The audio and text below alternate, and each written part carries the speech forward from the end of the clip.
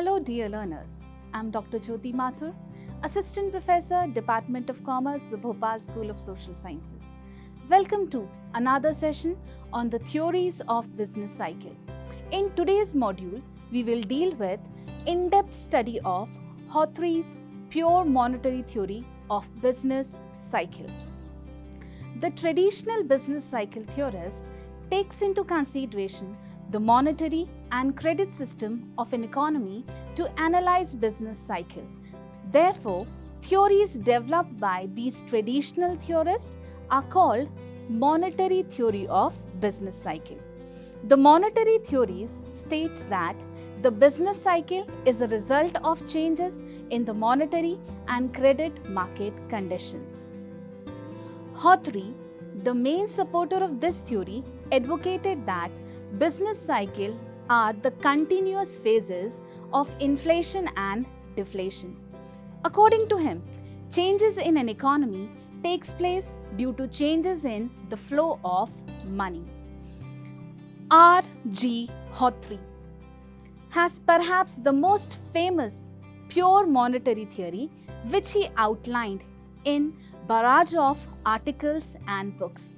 His theory, as noted, is Wickselian in many respects.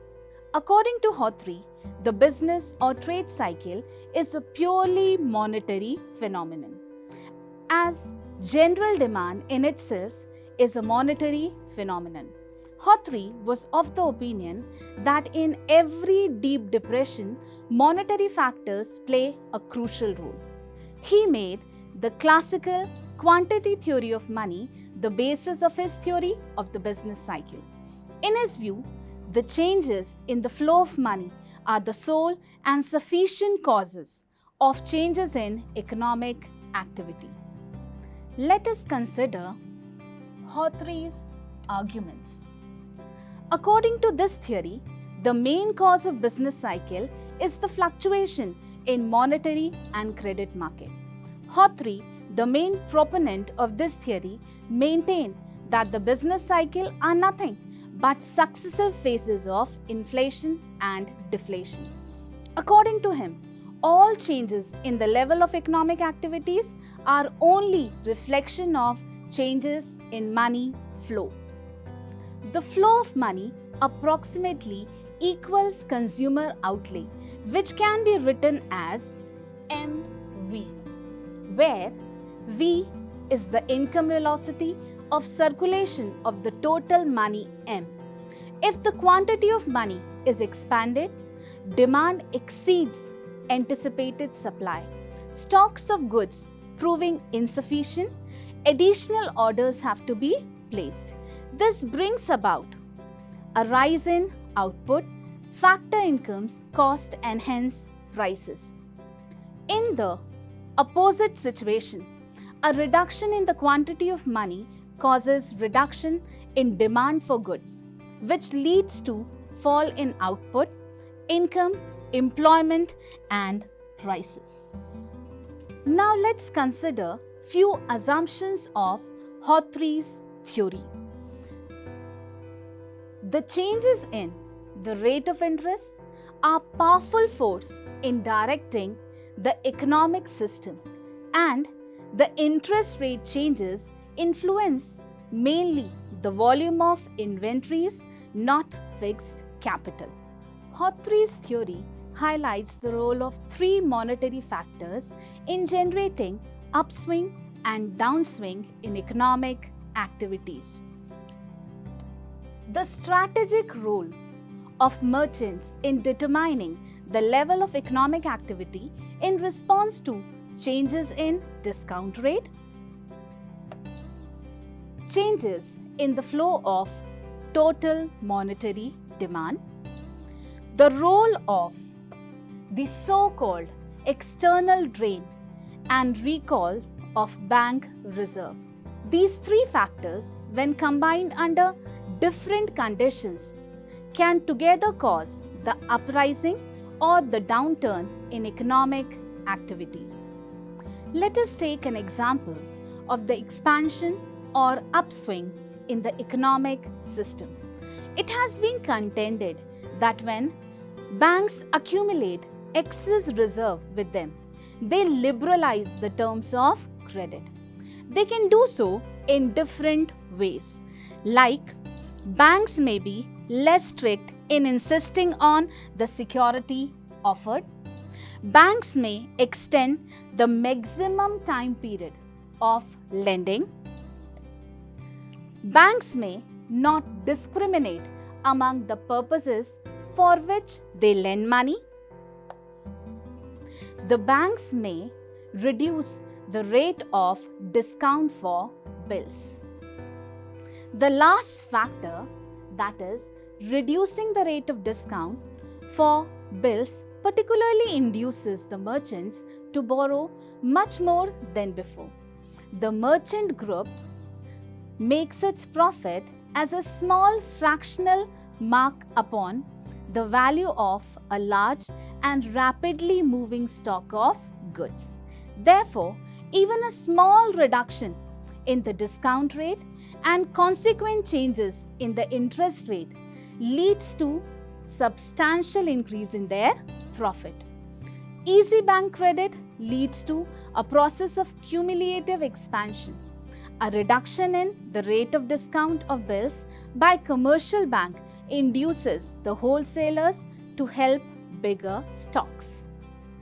They give heavier orders to the manufacturers, who in turn pay more to the factors of production in terms of wages, rent, interest and profit.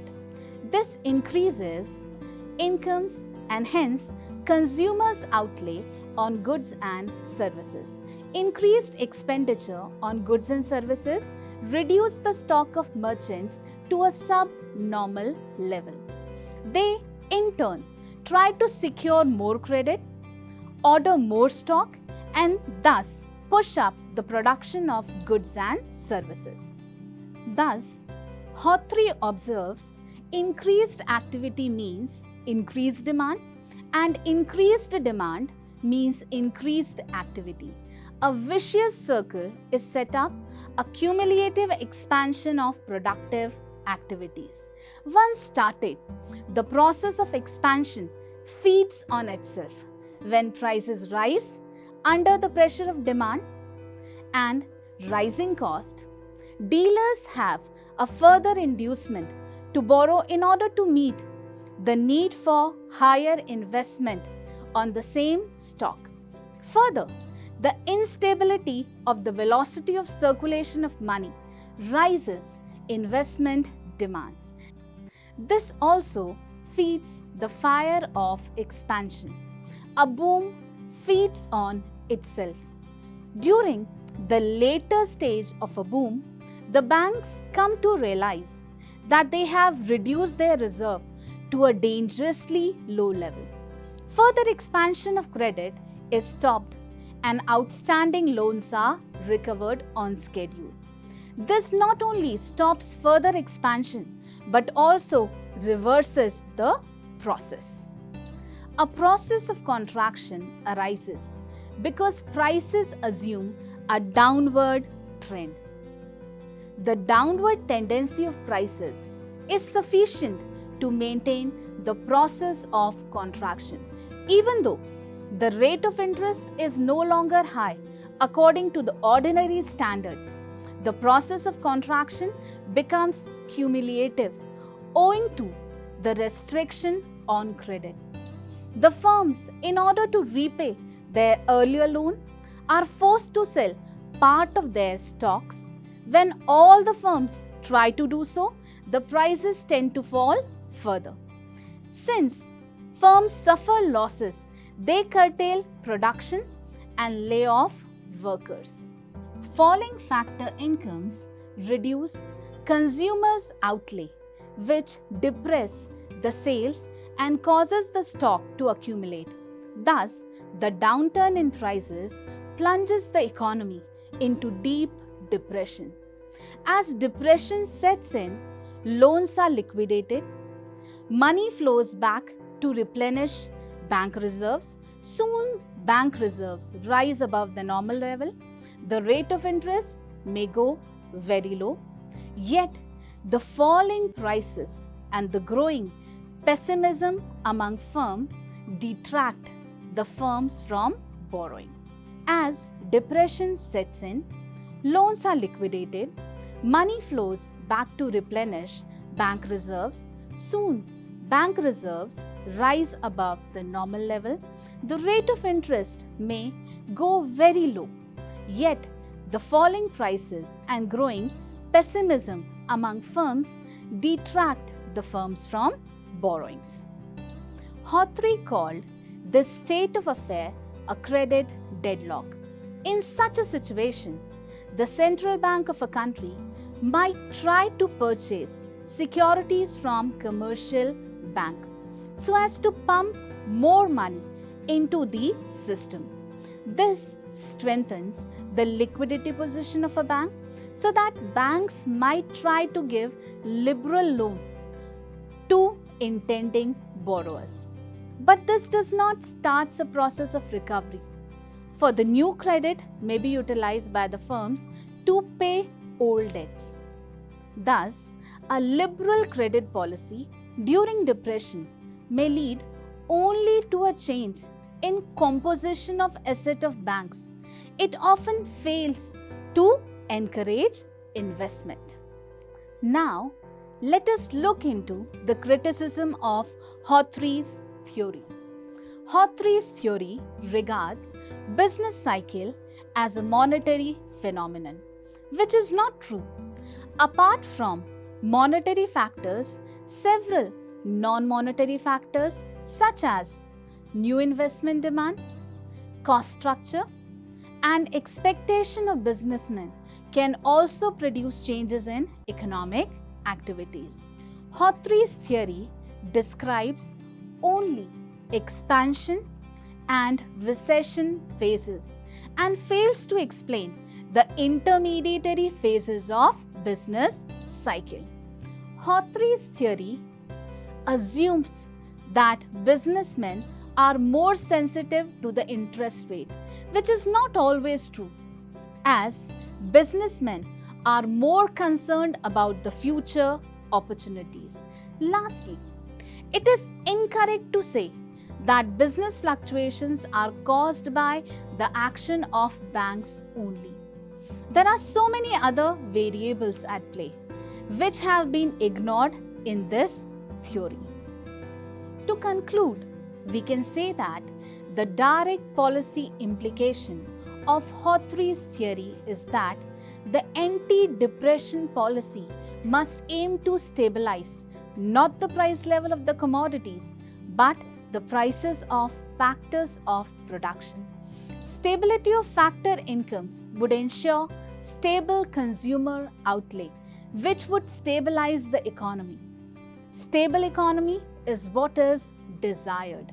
Hope this session is helpful in increasing your understanding of business cycle. Thanks a lot to all my learners. Wish you a happy learning.